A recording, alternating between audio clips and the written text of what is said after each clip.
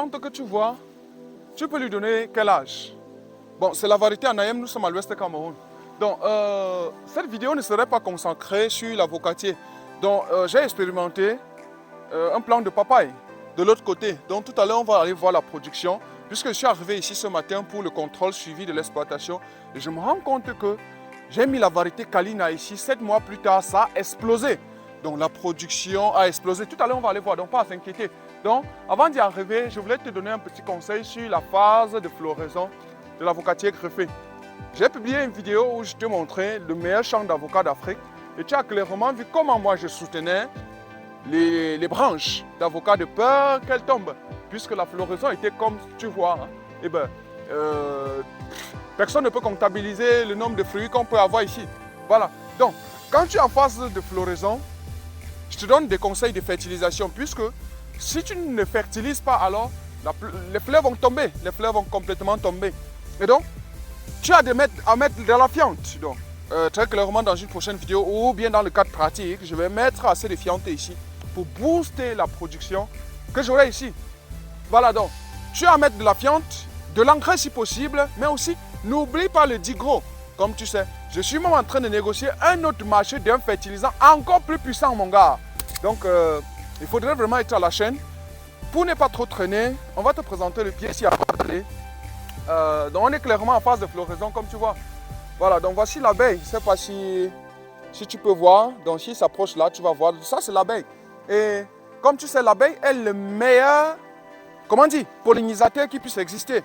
Donc si les abeilles meurent, j'étais avec un scientifique qui me disait, si les abeilles meurent, on a 20 ans pour mourir.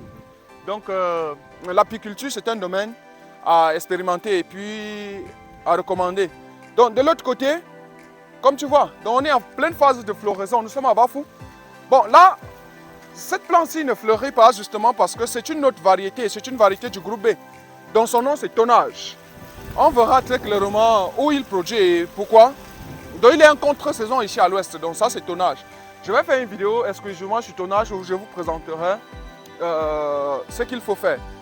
Donc avant d'arriver, j'ai quelque chose à te montrer ici. Donc j'espère qu'on va pouvoir réussir.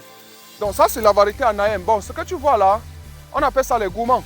Bon, malheureusement, je n'ai pas de sécateur. Mais le rôle de l'ingénieur au champ, c'est de détruire quotidiennement. Je ne sais pas si tu vois. De détruire progressivement. Puisque j'ai fait un greffage. Voilà. Donc, c'est ça. Donc, souvent, quand on dit qu'il faut faire des visites dans votre site, c'est question de nettoyer. Nettoyer comme tu vois. Donc, rentrons dans le but du sujet. Donc, voici la papaye, variété Kalina.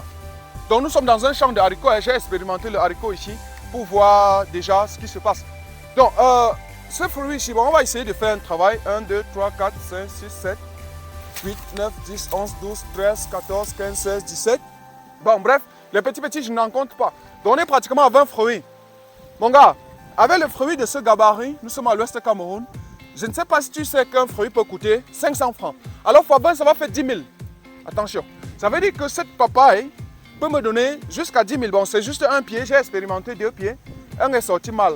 Donc, puisque j'avais acheté la semence, donc c'est maintenant là, très clairement, que je vais pouvoir produire les semences et même te vendre aussi pour que tu entres en production. Pour que tu n'aies plus aussi des pieds mal. Parce que trouver ça dans le champ, mon champ, c'est quand même c'est banal, c'est pas bon. Donc, il faudrait très clairement qu'on résolve le problème. Donc, la culture de papaye, quelle densité à l'hectare, mon gars? Je pense que tu peux avoir jusqu'à 2500 pieds. Je t'explique. S'il ne rentre pas derrière, tu vas clairement voir. D'ici à là, il faut que je reprenne pour que tu vois ce que je suis en train de faire. D'ici à là, c'est-à-dire la densité de production, à là, on est clairement à 1,5 m. Voilà. Quand je dis 1,5 m, c'est parce que je puisse faire ça. Bon, au maximum 2 mètres. Ça veut dire qu'on peut faire la culture de papaye à 2 mètres contre 2. Et si tu fais donc 2 mètres contre 2, ça veut dire que tu as 2500 pieds à l'hectare, mon gars. Bon, on peut faire 2000 pieds de papaye à l'hectare. Bon, au pire des cas, imaginons que une plante de Kalina, après 7 mois, produit comme tu vois, et te donne 10 000 par plante.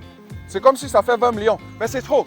Je crois qu'on va faire un business plan au bureau plus clairement pour qu'on comprenne. Je ne suis pas expert dans la culture du papaye, j'expérimente pour pouvoir comprendre le business et savoir comment m'y prendre. Donc, ce qui se passe, c'est que dès, je crois, avril, mars, je vais préparer des semences pratiquement de la même variété d'à peu près 10 000 pieds que je vais pouvoir commercialiser. Et les gars vont faire sur 5 hectares. Et avec ça, on va lancer aussi le grand programme de production de papaye au Cameroun. Donc voilà la petite vidéo que j'avais prévue pour toi. Et j'espère que tu es en train de voir comment les petits fruits sont encore en train de sortir. Donc forcément. Mais attention, avant de terminer cette vidéo, tu dois retenir une chose. La fiente, le diglo. Attention. Donc clairement, on va insister jusqu'au jour où tu vas comprendre. Donc je crois qu'on va arrêter ainsi pour cette vidéo qui était hyper intéressante.